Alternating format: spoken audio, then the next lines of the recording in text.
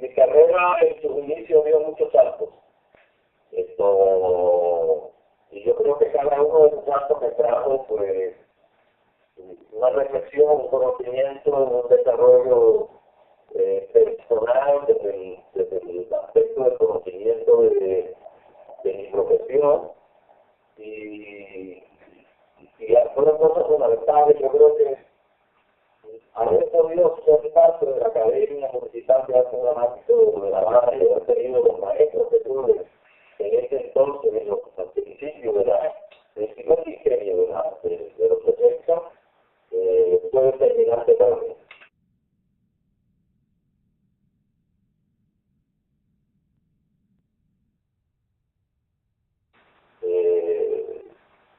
De niño me acerqué al teatro de una, como a los 8 años, una cosa así. Claro que yo no cuento desde ahí los 50 años, yo cuento los 50 años a partir que terminé en la Academia Municipal de Arte Dramático, ¿no? Pero tener recuerdos de gente tan extraordinaria, que tan generosos conmigo, como Modesto Centeno, Elvira Cervera, Zoa Fernández, Guido González del Valle, Ramonín Valenzuela. Yo creo que esas personas que amaron el teatro con esa inmensidad me dejaron huellas muy profundas en mi ser, que hoy, al cabo de tantos años y estando en un país que no es el mío, porque me ha cogido como si yo fuera parte de este país, me he dado cuenta que gracias a ellos he podido lograr las cosas que he logrado como un profesional en Latinoamérica. Esa es una parte importantísima, digamos. Otra parte creo que fue mi paso por Arlequín, esa sala que dirigía Robert Vivón, y mi encuentro con la grandiosa María de los Ángeles Santana, que fue mi madre en el teatro, una persona que me apoyó y me ayudó y me educó muchísimo, y aprendí de ella cada día. Trabajamos juntos en esta primera etapa 3 años consecutivos, y eso funciona todos los días en nuestras vidas. Entonces eso fue muy importante. Otro paso determinante en mi formación fue el Teatro Musical de La Habana. Y de allí, bueno, pues todo el aspecto del movimiento teatral cubano de los 60 hasta mi llegada a Colombia en el 94, ¿no? Encuentros determinantes, encuentro con María Ortega, con Miriam Lescano, con Nelson Dor, con José Millán, que fueron directores que aportaron mucho en mi carrera, con Carla Navarro, que fue compañera mía de estudio y que después me pudo dirigir en muchas ocasiones, con Roberto Garriga. Mis primeros pasos en la televisión cubana tuve unos intentos a finalizar los 70, y después había que dividirse, ¿no? Quiénes eran actores de teatro, quiénes eran de la televisión, quiénes eran del cine, y yo pues, tuve la cobertura de elegir el teatro. Yo recuerdo en una ocasión que tuve una propuesta importantísima para un joven actor para la televisión, y yo estuve a punto de decir, sí, voy a hacer eso, porque era la forma de ser famoso, y además entraron poco en plata que me hacía mucha pasta, ¿no?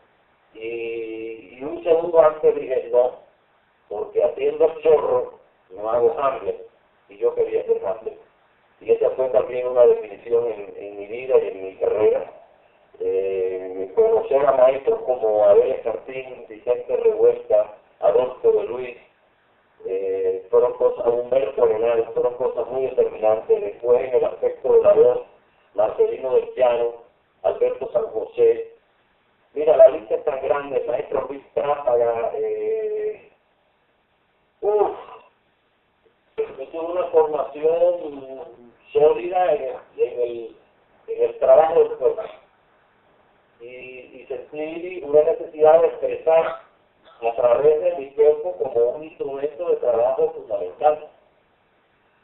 Pasar por el teatro musical, ser un bailarín y ser un mimo, pues te deja secuelas en ese sentido, y entonces hay un gusto por la perfección del movimiento. Yo creo que, por ejemplo, de toda esa etapa me queda algo importantísimo que muchos críticos han hablado durante estos años, y es el manejo de mis manos como medio expresivo, ¿no? Entonces, eso se enriqueció y pude lograr otro aspecto que me parece más importante ya a esta altura, que es la síntesis de todo eso. Y eso se refleja profundamente ahora en Jorge Carlos, director, en el broche, digamos, para darle alguna cosa que tenga que ver con la forma, que es mi puesta en escena.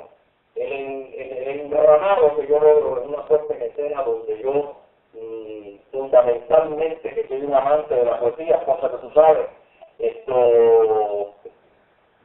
pienso que la poesía es el arte puro, es la palabra pura. Y entonces no hay nada más importante que la poesía. Yo creo que la poesía y la pintura son el arte puro. ¿Ok?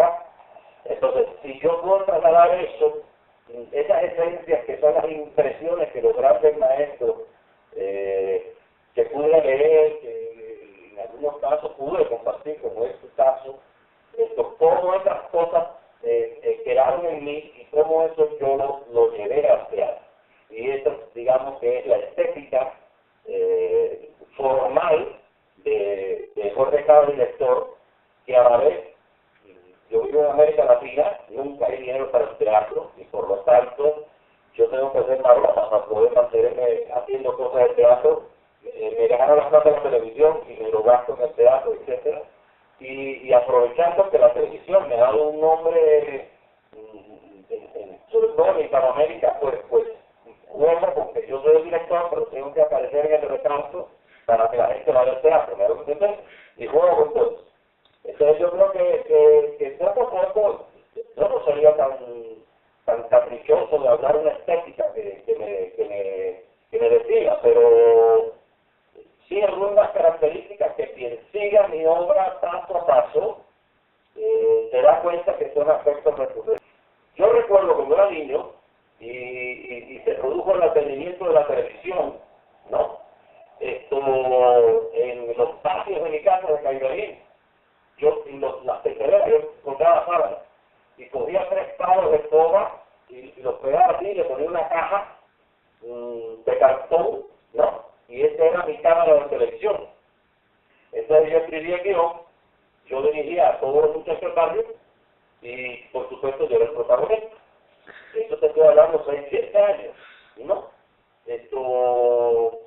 Desde que yo tengo recuerdos, yo siempre jugué a disfrazarme, a transformarme, a cambiarme. Ese era mi juego preferido. Yo amanecía hoy con Tarzán, mañana con Superman, etcétera, y de ahí hay 10 millones de anécdotas de un niño muy hiperkinético y muy loco que jugaba a eso, ¿ok? Una vez que yo iba corriendo por los portales de Caribarien, ¿se acuerdan que es un pueblo que tiene portales muy grandes, ¿no? Entonces me escondí en un teatro que había al lado, que eran los caballeros católicos, sus parientes. Dale, que quedó bien. Después te voy a hacer yo la entrevista. Entonces, me escondí, estábamos jugando a policía, cabrón, yo llegué, me metí en el teatro, pero yo no había entrado nunca a ese lugar. Y estaban ensayando una obra de teatro. ¿Ok? Era la compañía de Paco Zaragoza, que fue un viejo cómico del teatro popular cubano, el negrito, el gallego y la mulata, ¿no? Que como el mantenimiento de la radio, pues se agarró el Caibalín y terminó siendo un narrador de barco. Entonces los caballeros católicos le pidieron a Paco Zaragoza que rehiciera una compañía con talento del pueblo, ¿ok? Para recaudar fondos y hacer un edificio para la asociación. Yo vi eso ese día todo esto es una explicación a posterior, lo que te estoy dando, pero esa noche sencillamente yo vi lo que estaba pasando en el escenario, y el niño hiperkinético que no podía detenerse ni un minuto, empezó a ir allí todas las noches noches de la vida. ¿Ok? Entonces un día, él era amigo de mi papá.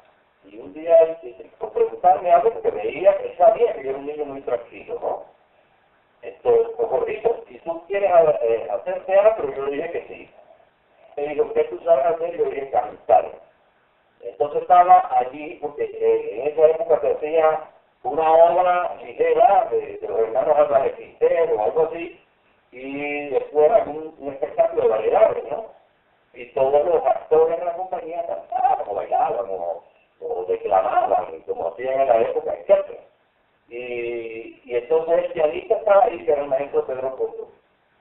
Y él me dijo, bueno, ¿qué tú sabes cantar? Y yo dije, contigo a distancia. Y entonces, a ver, canta. Yo, sí, no existe un momento. Y el tipo corrió todo. Y yo arranqué a cantar como si yo hubiera cantado toda mi vida. Ya yo venía de un colegio donde yo estaba en el coro, etcétera, etcétera, etcétera. Había antecedentes en mi familia, mi tío Andrés, él fue trovador y hacía la segunda voz, Rindo Garay. Y todos esos trovadores de mi pueblo se reunían en casa de mi abuela. Y yo corría de un lado para otro, pero yo lo oía. Así fue que me aprendí los giras, ¿ok? Y oírselo al autor que era de mi pueblo, etc.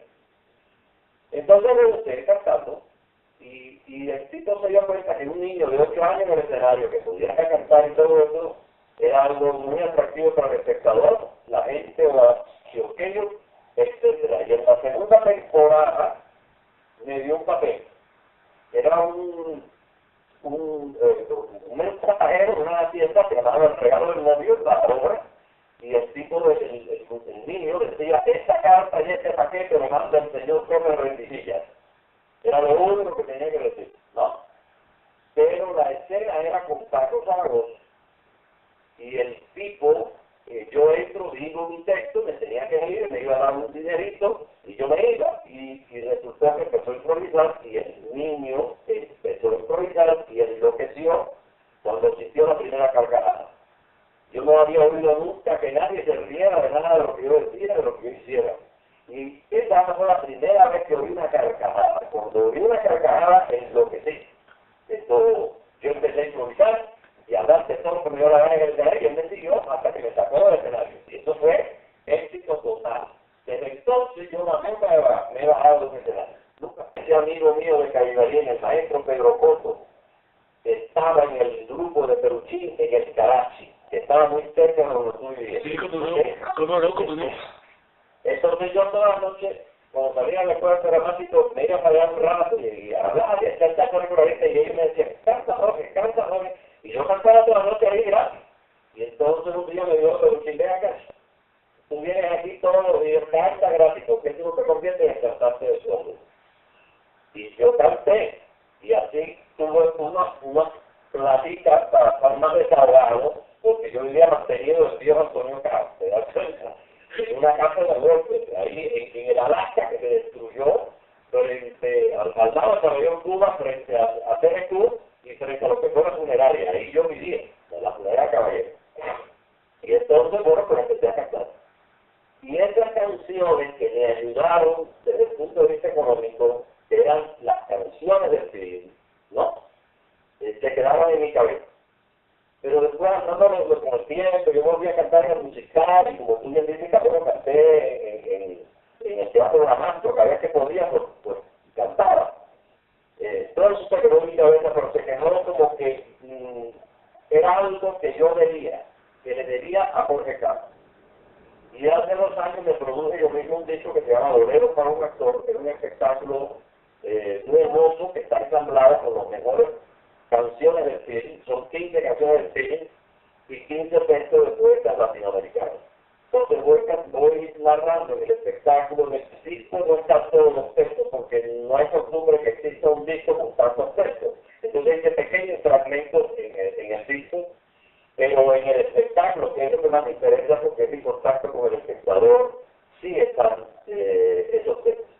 Y para... Yo he hecho, bueno, lo estrené en Bogotá, en ensamble teatro, hice muchas funciones allí, este año volví a ensamble. He estado haciendo conciertos en diferentes lugares de Colombia,